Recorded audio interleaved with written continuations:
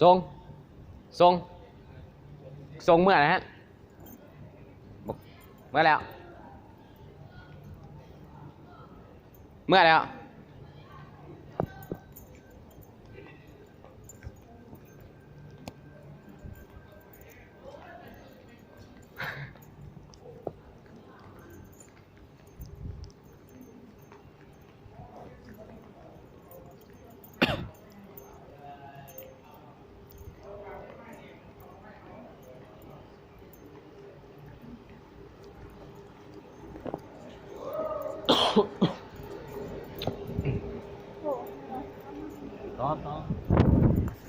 ตอนนี้ก็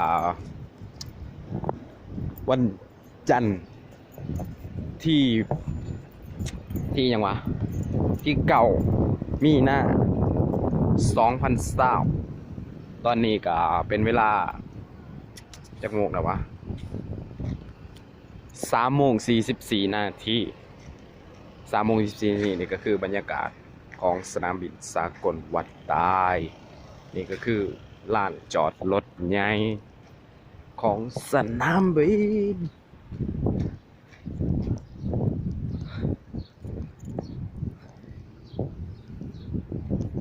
ตอนนี้กำลังย่างไปที่ลานจอดรถจักรของข่อยเอง